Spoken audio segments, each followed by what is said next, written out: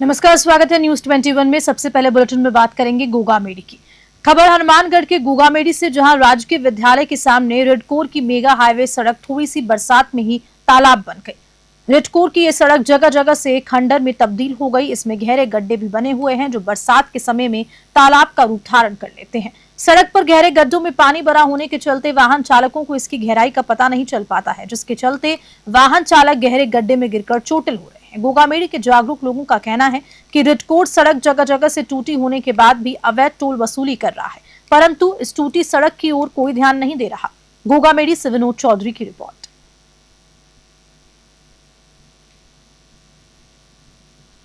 आपको हम बताना चाहते हैं कि ये जो रोड है, टोल वाले रोड टोल वसूल करते हैं। बार बार आरोप कराने के बाद भी आज तक कोई सुध नहीं ली। कई बार उनको वो भी बंद करवा दिया है। वो बोलते हैं कि हम आगे रिपोर्ट बना के भेज दी है, अभी तक कोई इसकी समाधान नहीं हुआ है। एक बार पेश वर्क किया था, लेकिन दूसरे दिन वो पेश वर्क उखड़ गया है।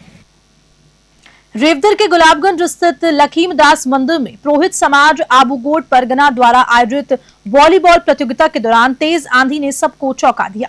प्रतियोगिता के दौरान अचानक तेज हवा के साथ उड़कर आया टीन शेड 2 युवकों पर गिर पड़ा। हालांकि मौके पर मौजूद लोगों ने सूझबूझ दिखाते हुए दोनों युवकों को तुरंत बाहर निकाल लिया। इस हादसे में कोई जनहानि नहीं हुई, लेकिन प्रतियोगिता कुछ देर के लिए बाधित रही। स्थानीय लोगों का कहना है कि आयोजनों में मौसम को देखते हुए सुरक्षा उपयोग पर विशेष ध्यान देने की जरूरत है। समय रहते बचाव से एक बड़ी दुर्घटना टल गई, लेकिन ये घटना एक चेतावनी है। रेवदर से नरेश चौधरी की रिपोर्ट।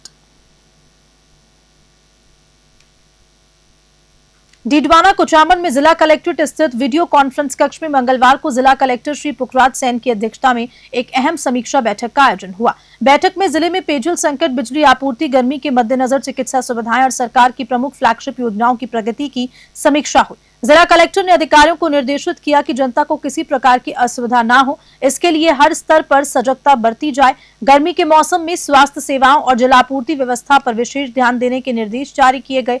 डीडवाना से गुलाम नबी आजाद की रिपोर्ट।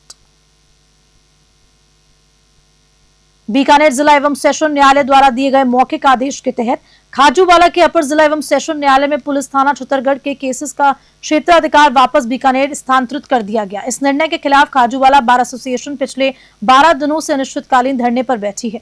एडवोकेट पुरुषोत्तम सारस्वत का कहना है कि बार एसोसिएशन ने चेतावनी दी है कि यदि जल्द ही उनकी मांगे नहीं मानी गई तो धरना तेज किया जाएगा और कार्मिक अनशन की शुरुआत होगी। खाजूवाला से धर्मपाल लेखा की रिपोर्ट। हम आज लगातार 12वें दिन से इस मांग को लिए बैठे हैं कि एडीजे कोर्ट में क्षेत्राधिकार जो था छतरगढ़ का, पूगल का, पिछले 1.5 वर्ष से चल रहा था निरंतर। लेकिन अभी डीजे साहब ने, जो हमारे यहाँ एज अभिभावक हैं जिले के, उन्होंने इसको वापस पुनः बीकानेर कर दिया और बोल रहे हैं कि स्थानीय क्षेत्राधिकारिता का प्रश्न है, वो लिखित में इस प्रकार से जो इतने दिन चला है वो सही नहीं चला।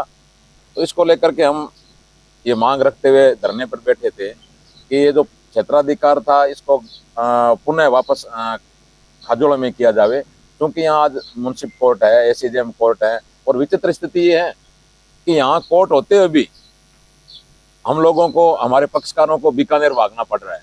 तो न्याय ये दुर्लभ हो गया, सुलभ नहीं हुआ।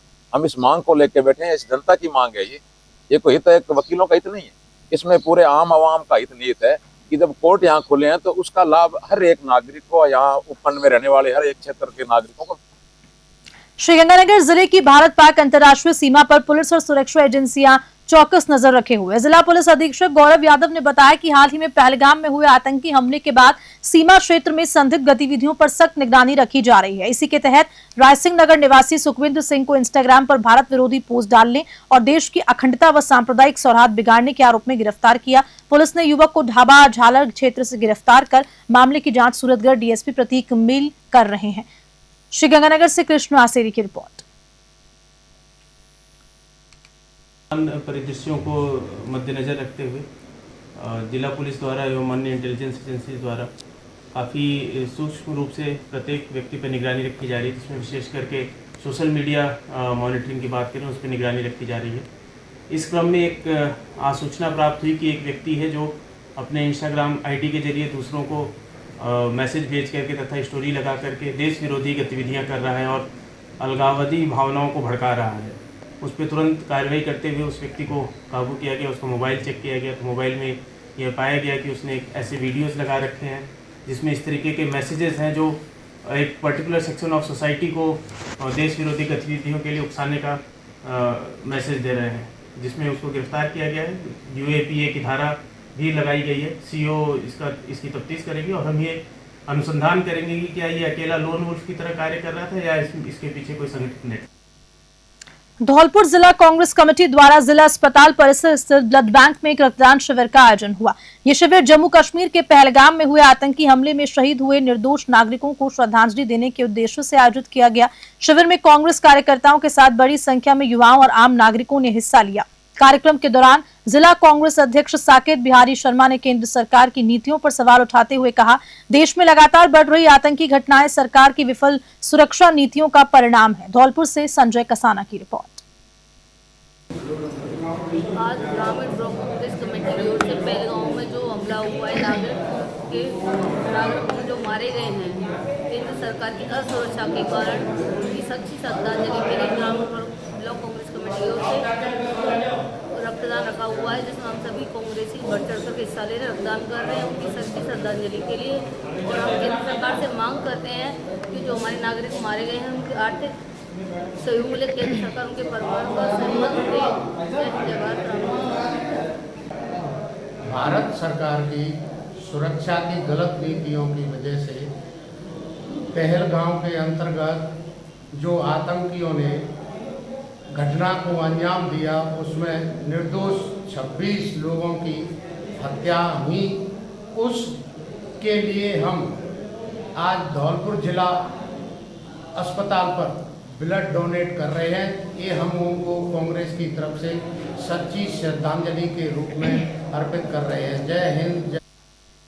और इसी खबर के साथ बुलेटिन में फिलहाल इतना ही। नमस्कार।